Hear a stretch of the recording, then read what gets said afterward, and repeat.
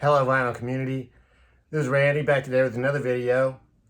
Today I'm taking a break from my alphabetical tour through my collection and going to do another video in the series called How'd That Go? So this is a series where I am taking one song and showing all the versions of that song that I have in my collection. So the title How'd That Go comes from, I could just imagine like if a band were completing their album, they've recorded all the songs for their album and they need maybe one more song to fill it out. And so they're thinking of good cover songs to do and they're sitting around the studio and they decide on one and, one of the guys said, how'd that go? So, so that's where the title comes from. So my song for today is Bobbie Gentry's Ode to Billie Joe. I was thinking before I started filming this that this might be my first ever time I've shown any country music records. But then when I was doing some research for this, I remember that I have actually shown some Chet Atkins and some Floyd Kramer records before. So there might be maybe a couple of other country type records that I've shown before. But this is definitely a first in the How'd That Go series, the first country song that I've done for that one. So Bobbie Gentry, this is her greatest hits. I don't have the album called Ode to Billie Joe. So I do have it on this greatest hits album though, which has this cool gatefold sleeve there. Bobbie Gentry there on the front. The song was released in July of 1967. The single was released first in July of 67. Bobbie Gentry, I did a little bit of research about her, so I've learned that she was born in Mississippi. Then she moved to California when she was 13, went to school at UCLA. I guess she became a songwriter out there and got involved in the music industry. And she had this demo of Ode to Billie Joe. She had originally wanted Lou Rawls to sing it. That would have been totally different, I think, with a male singing it. But anyway, I guess the producer, the people at RCA, heard her demo version of it with just her and her acoustic guitar, and they decided to go with that. And then the producer added just a little bit of strings, and I think it's those strings that really add a lot to the song. They give it sort of that air of mystery, of what's going on. This song, in case you're not familiar with it, is a sort of a story song where the narrator, the singer of the song, talks about coming in after working in the fields on a farm, I suppose down there in Mississippi, and her mother tells the family who have gathered there for dinner that Billie Joe McAllister has killed himself by jumping off the Tallahatchie Bridge, and they don't say why he did that. And the song, I don't know if you call it a story really, but it just fills in some details there. And her brother talks about how someone told him that they had seen the narrator, the daughter in the story, throwing something off the bridge with Billie Joe. Maybe it was like a week before, something like that. So anyway, it's sort of I think one of the most intriguing things about the whole song is we really don't know what happened there on that bridge. What might have spurred him to want to take his own life. So yeah, it's really interesting. I did learn in doing some research today that there was a movie made a few years later, and the movie went into more detail. But I'm not going to tell you what the details of the movie are. I mean, it seems to me with that much detail, it really changes the whole song and takes away that air of mystery, that wondering about what really happened. So anyway, it was a huge hit. It was #1 in the U.S. charts, and yeah, it was a big hit. It was also covered by a lot of other people, so I'm going to show you some of those, but some of the ones that I don't have, King Curtis covered it, Lee Hazelwood, a woman named Billie Joe Spears. I'm not sure who Billie Joe Spears is, but it's interesting. Billie Joe, she did Ode to Billie Joe. Joe Tex did a cover.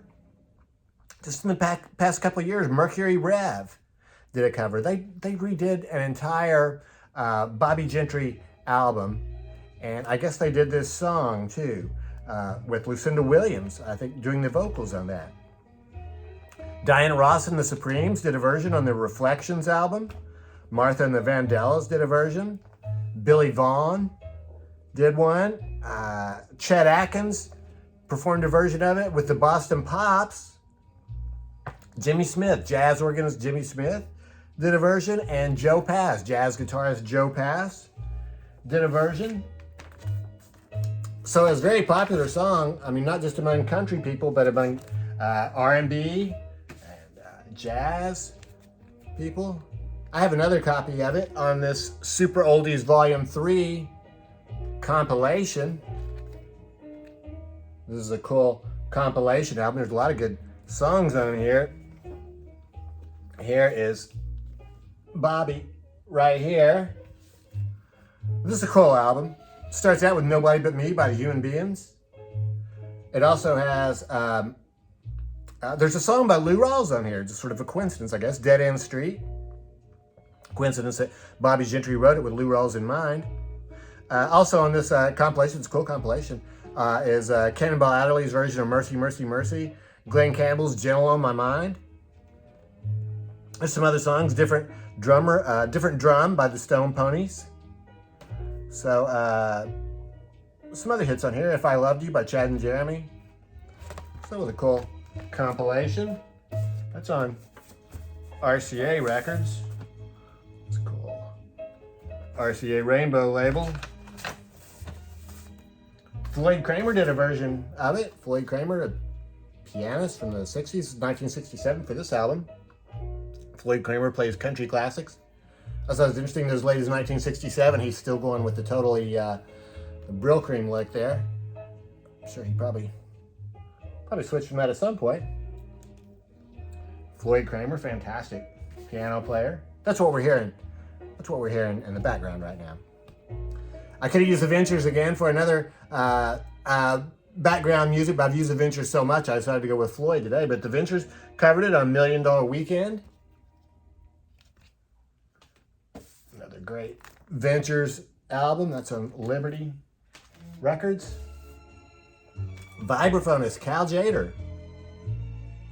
Cal Tjader did a version of it on the Solar Heat album. Solar Heat.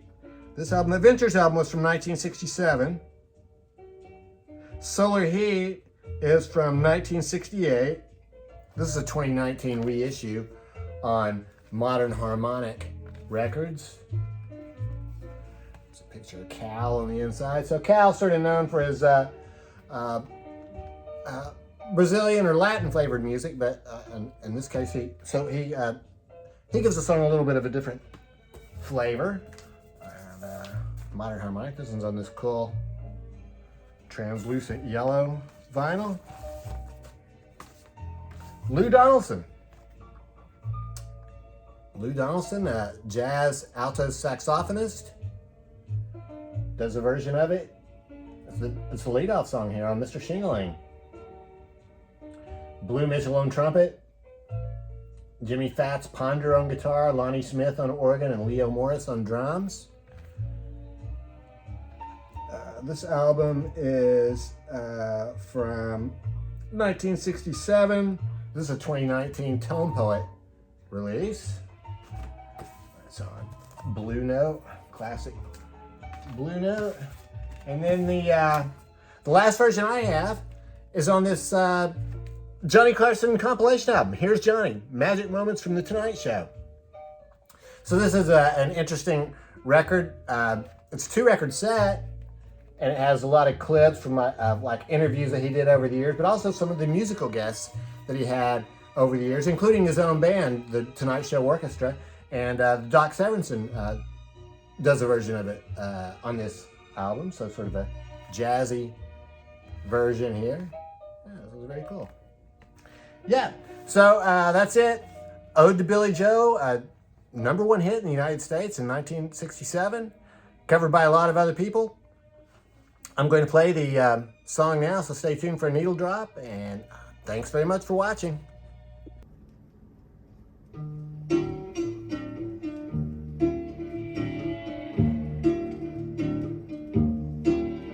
Wasn't there June, another sleepy, dusty Delta day. I was out chopping cotton and my brother was baling hay. And at dinner time we stopped and walked back to the house to eat. And Mama hollered at the back door, y'all remember to wipe your feet. And then she said, I got some news this morning from Choctaw Ridge. Today Billie Joe McAllister jumped off the Tallahatchie Bridge. And Papa said to Mama as he passed around the black-eyed peas, well, Billie Joe never had a lick of sense. Pass the biscuits, please. There's 5 more acres in the lower 40 I got to plow. And Mama said it was a shame about Billie Joe anyhow. Seems like nothing ever comes to no good up on Choctaw Ridge. And now Billie Joe McAllister's jumped off the Tallahatchie Bridge. Brother said he recollected when he and Tom and Billie Joe put a frog down my back at the Carroll County Picture Show. And wasn't I talking to him after church last Sunday night? I'll have another piece of apple pie. You know it don't seem right. I saw him at the sawmill yesterday on Choctaw Ridge. And now you tell me Billie Joe's jumped off the Tallahatchie Bridge. Mama said to me, child, what's happened to your appetite? I've been cooking all morning and you haven't touched a single bite. That nice young preacher, Brother Taylor, dropped by today. Said he'd be pleased to have dinner on Sunday. Oh, by the way, he said he saw a girl that looked a lot like you up on Choctaw Ridge. And she and Billie Joe was throwing something off the Tallahatchie Bridge. A year's come and gone since we heard the news about Billie Joe. Brother married Becky Thompson, they bought a store in Tupelo. There was a virus going round, Papa caught it and he died last spring. And now Mama doesn't seem to want to do much of anything. And me, I spend a lot of time picking flowers up on Choctaw Ridge and drop them into the muddy water off the Tallahatchie Bridge.